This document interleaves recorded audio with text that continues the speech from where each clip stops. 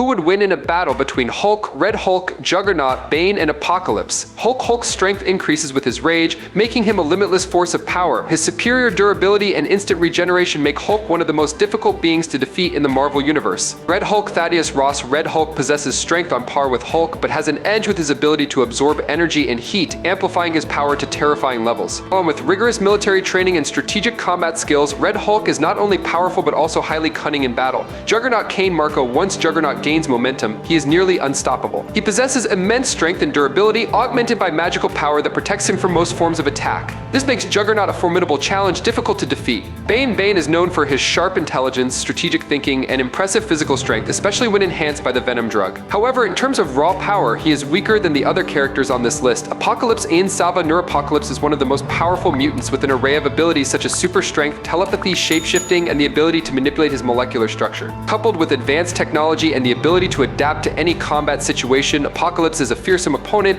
capable of dominating any conflict. But before we dive deeper into the analysis, don't forget to subscribe and hit the notification bell. Hulk, in reality, Hulk is the strongest among them. Not only does he have unparalleled strength, but he also possesses the greatest durability and long-lasting endurance. Hulk has defeated opponents on par with Superman and even Superman Prime thanks to his incredible regeneration and limitless strength. At his peak, just a step from him could crack an entire continent. This shows that by merely using his legs to take a step, Hulk has the power to fracture and split a planet in half. This is a testament to the devastation that Hulk's raw strength can cause, surpassing the limits of imagination. And that's when Hulk is holding back all the power he has. Even when he walks as lightly as possible, his overwhelming strength remains evident. So we are talking about a Hulk that is perhaps the strongest physical being in the entire comic book world, no question. This may have been Marvel's intent to assert that Hulk really is the strongest. DCC seems to have no direct response to this, such as a declaration about Superman or creating a clear copy of World Breaker Hulk. This suggests they may silently acknowledge that Hulk is not an easy foe to surpass. DC's silence could very well be an acknowledgement of Hulk's undeniable power in the comic universe.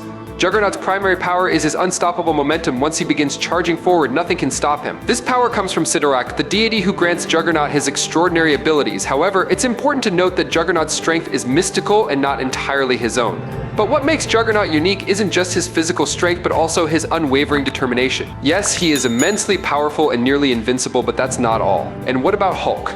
Whenever the concept of strength is mentioned, whether you're a fan of Hulk or not, the name Hulk immediately comes to mind. Hulk doesn't just represent raw power, he symbolizes strength that surpasses all limits in the universe. Juggernaut has shown himself to be evenly matched with Thor, with the two engaging in intense, drawn-out battles, locked in a stalemate until Thor finds a way to overcome his opponent. Based on Thor's great feats, it's clear that he is on par with Superman. In fact, Thor was originally created by Marvel as a counterpart to DC's Superman to attract more of Superman's fans. Both have comparable speed, strength, compassion, and near invincibility. While Superman draws his strength from the sun, Thor draws his from divinity and the ancient magic of Asgard, making him a godly warrior on par with the ideal that is Superman. Thor can draw energy from multiple sources, be it from magic, belief, his father, or from his hammer Mjolnir, depending on the magical path he uses. This was intentionally done as a subtle effort to make Thor just a little superior to Superman. Similarly, the Fantastic Four was created to compete with the Justice League. At the time, they succeeded tremendously, even surpassing the Justice League until the JLA expanded its roster and updated its members. Thor has been the Superman of the Avengers for many years, and that position remains unchanged. This was entirely intentional. Stan Lee knew exactly what he was doing.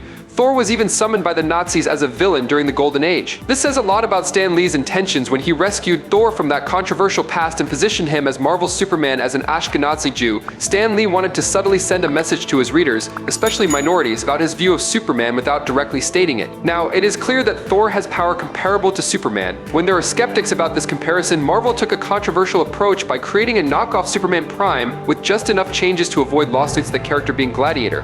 Marvel cleverly combined Thor and Superman into one story, leading to a memorable clash. Thor is so powerful that he can lift an entire planet and travel through a galaxy in mere seconds, or even less. He is also resilient enough to fight continuously for years, even centuries, without needing rest. This is the opponent we are facing, a warrior so powerful that even Juggernaut once engaged in a never-ending stalemate with him. So now we realize that Juggernaut, in every aspect except speed and intelligence, can also be compared to Superman in intense battles. Now, we face Apocalypse. His strength is terrifying enough to hold back an enraged, energy-fueled Hulk, maintaining a balance without retreating. This equates to him being able to lift between 300 to 1,000 tons, a truly frightening power. But that's not what makes Apocalypse a real threat. He is incredibly ancient, possessing intelligence and experience spanning millennia. Let's ignore everything Fox has done, as they not only shamelessly whitewashed a black character but also distorted Apocalypse's lore and backstory. This change has damaged a character who is already one of Marvel's greatest villains, and it forever cements him as one of the most terrifying comic book characters today. Apocalypse has existed since the time the Bible may have been written, and both his mindset and speech carry the unmistakable tone of that ancient era. He lives and thinks within the framework of biblical culture, with a worldview unaltered by time. Apocalypse is not just a believer in gods, he knows exactly what he's doing. He has witnessed the power of Kung Fu firsthand, but has chosen to disregard it,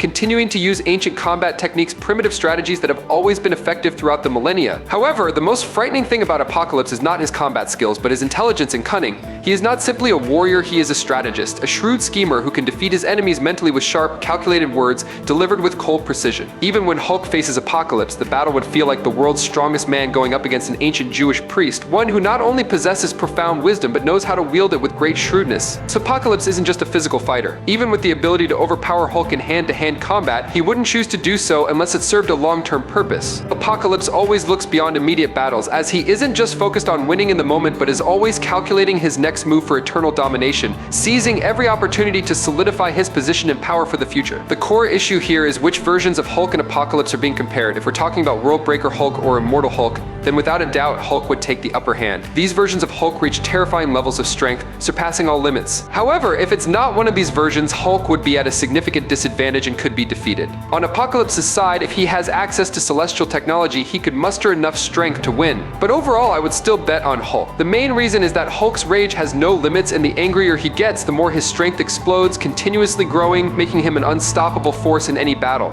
Red Hulk is stronger than an angry Hulk, but there's one issue. His character development is quite lacking. Created by Jeff Loeb, Red Hulk is a controversial and shallow character to the point where you could compare him to the polar bear from Lost. However, if you're serious about evaluating Red Hulk, he has a solid military background, trained by the US Army with over 4 to 5 decades of experience in the field. Not only that, but Red Hulk is stronger than an enraged Hulk and has taken down Thor and others with a single blow. So we still don't have a clear picture of Red Hulk's true strength. Even when Red Hulk is brought into comparison, this scenario is like asking who would win between Mr. Mex's Detail K and Superman, a question that leads to nothing but a weary shrug. Red Hulk is everywhere, but if you really want to consider him a serious opponent, remember that he's just an old military general capable of knocking out Superman with a gentle punch, and paradoxically, the angrier he gets, the weaker he becomes. Still, within context, it's acceptable, making Red Hulk an oddity, both remarkable yet not entirely convincing when compared to legendary figures like Superman. Subscribe to the channel, as it will help us greatly, and you'll also get to see amazing videos every day. You're awesome, thank you so much. In the end, the likely winner is Apocalypse. He's not stupid. He would use them against each other and find a way to lead Hulk into doing what he wants. Hell, if you had Dr. Doom here, he could win too. But Hulk is uncontrollable, and anyone who tries to control him always suffers for it. So it may just end with destruction and Apocalypse either being killed or seriously wounded. Bane, the only character in the DC universe smart and cunning enough to completely defeat Batman. He's not only a powerful warrior, but also a genius strategist in most cases. Bane succeeded in breaking Batman's back, but what truly makes him stand out is how he uses his craftiness and guile. Instead of charging into direct confrontation, Bane exhausts Batman physically and mentally, and only when the Dark Knight is completely worn out does he strike the final blow to subdue him. Bane can only win when he's in control, like waiting for Red Hulk to lose his temper or weaken before attacking,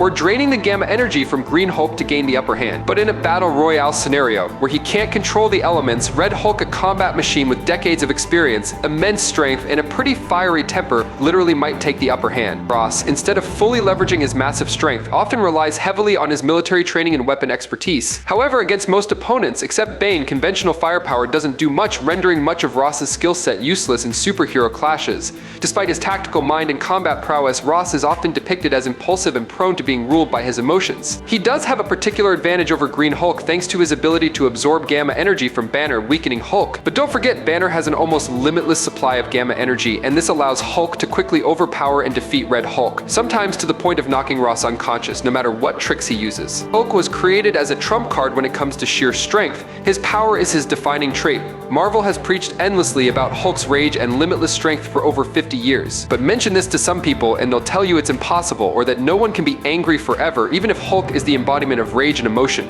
LOLL, for Hulk, it's entirely possible. People have no problem with Hulk's unlimited strength, but the issue arises when it's demonstrated, for example, when Hulk defeats someone's favorite hero and suddenly it's due to plot convenience or lazy writing. Damn, that's been pointed out countless times, but people still act like it never happened. Why?